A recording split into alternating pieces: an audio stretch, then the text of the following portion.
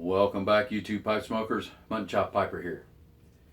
Well, today's video is entitled, Let's Take a Look at Pipe Stems. Now, before we get started, I have a little bit of news I want to pass on to you. Reed Bender Bud, he is a member of our pipe club and who is involved with our blend club portion of the channel, reported to me that that this month's blend, which is C&D's Crooner, it tended to make him a little sick. And that's, the sick I'm talking about is nicotine sickness. His head got a little bit light, he got a little bit of nausea going on.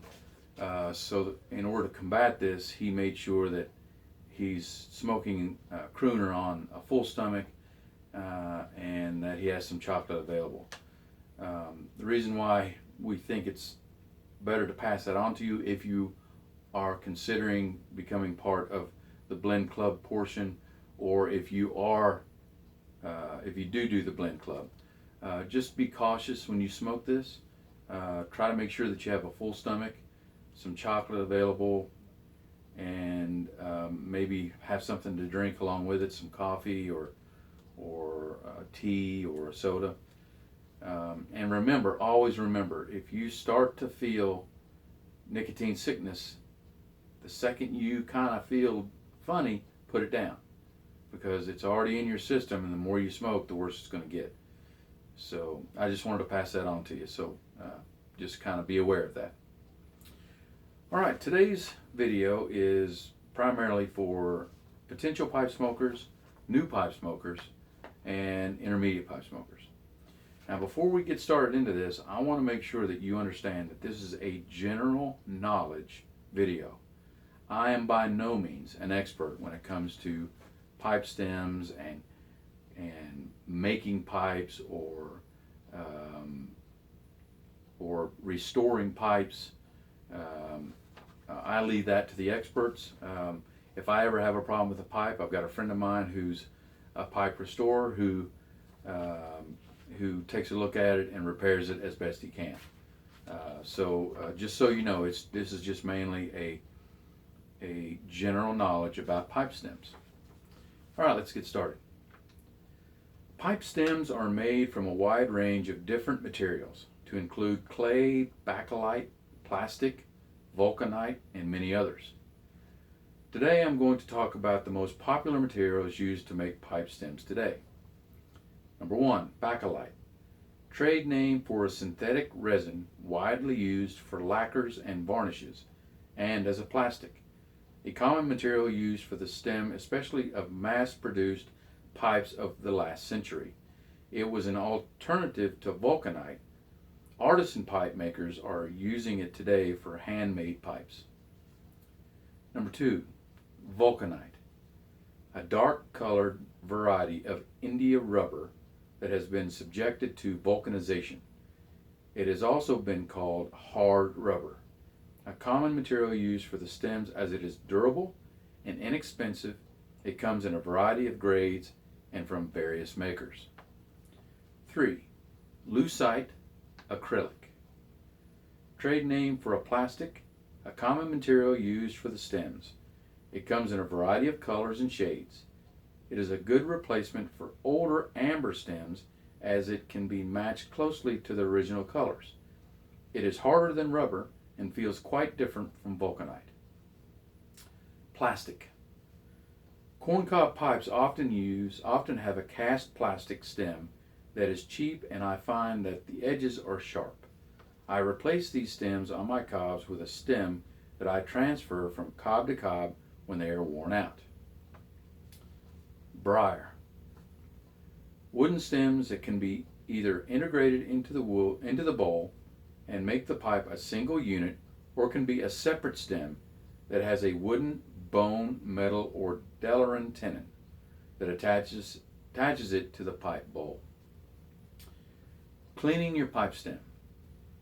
I've done several videos on how to clean your pipe, which include cleaning the stem. I ask that you refer to those videos for the care and maintenance of your pipe stem. Polishing a pipe stem. A pipe stem can quickly become oxidized. The following information is provided to help you prevent and correct a stem that has oxidized. Polishing stems. Vulcanized stems can oxidize, turning a disgusting brownish green color, caused by a reaction between sunlight and the sulfur in the rubber. This is one case where an ounce of prevention definitely pays off. Now here's something that you need to remember about trying to keep your pipes from becoming oxidized. Avoid exposing vulcanite stems to direct sunlight whenever possible, and wipe off your stems after each use. Products such as obsidian oil also claim to stave off the development of oxidation. When oxidation does begin to form, it can often be removed with a mild abrasive such as baking soda or toothpaste. If automobile rubbing compound will often do the trick. For truly stubborn stems, more drastic measures may be required. Now, I'm going to stop here and kind of give you a warning.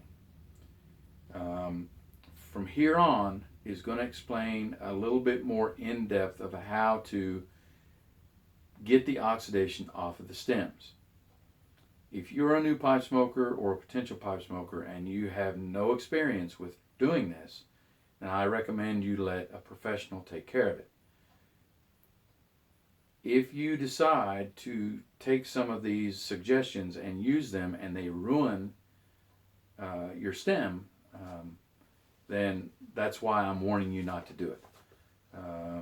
Sometimes inexperience is what causes problems, but if you feel like you can do it without destroying the pipe stem, then you're more than welcome. But my advice is that from here on, these steps should be taken by a professional. An overnight soak in a household bleach will turn your stem black again, but you should be careful to cover any stem logos with a blob of petroleum jelly to protect them prior to soaking, and you should be prepared to apply some elbow grease to polish the stem surface, which will be roughened by this treatment. The method now commonly referred to as bleach soak is to soak the stem for up to an hour in a solution of warm water and oxygenated bleach, such as OxyClean. Then rinse and scrub thoroughly with melamine foam, such as a Mr. Clean Magic Eraser. While the method will remove paint from a stamped stem logo, it will not damage metal fittings. However, the stem will often be in need of either buffing or sanding with a micro mesh sanding pads to return it to its original shiny condition. Professionals and serious amateurs. Now this is definitely for those that are serious amateurs and professionals. Remove oxidation with a buffing wheel loaded with Tripoli or some similar abrasive, and then apply carnauba wax to protect the stem and bring out the high shine. If you wish to use an easy to burn a stem, it's all too easy to burn a stem on a buffing wheel, running at excessively high speed, or for that matter, to catapult a briar into your face. Extremely deep oxidation is almost certain to require sanding to remove, and may only be visible under angled light in a dark room.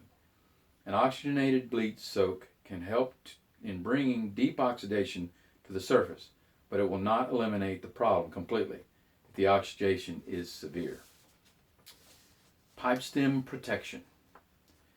It is advisable to protect the bit of your pipe stem with a covering that will protect your teeth or prevent your teeth from making an impression on the stem. 1. Rubber bits. These bits are commercially available. They cover the bit of your stem to prevent your teeth from coming in contact with your stem. Number 2. Electrical shrink wrap. This product is widely available around the world and can be found in most home improvement or electrical supply store, and provides the same function as rubber bits, except it's more form-fitting and fits in your mouth more comfortably. Now, I like the electrical shrink wrap, and I have done a video on that, which most of you already know. The rubber bits for me, when I put them in my mouth, it feels like I got a big piece of rubber in there. It's too bulky and too uncomfortable. But the electrical shrink wrap form fits itself around the bit, and it's basically, it feels like the bit with just something covering it. So for me, it's a lot more comfortable. All right. Before we go, I wanted to let you guys know that I'm going to take a couple of weeks off from making videos. The next video you'll see from me is the Blend Club video for this month. It's summer, and I wanted to enjoy, going on trips here and there and doing things with my wife and my family. So I'm going to take a break for a couple of weeks doing videos. I will be back. I'm not saying I'm stopping doing videos. I just want to take a couple of weeks off to enjoy the summer. All right, well, that's it for this video. I hope you enjoyed it, and I hope you learned something. Until my next video, I want to wish you and your family happy piping.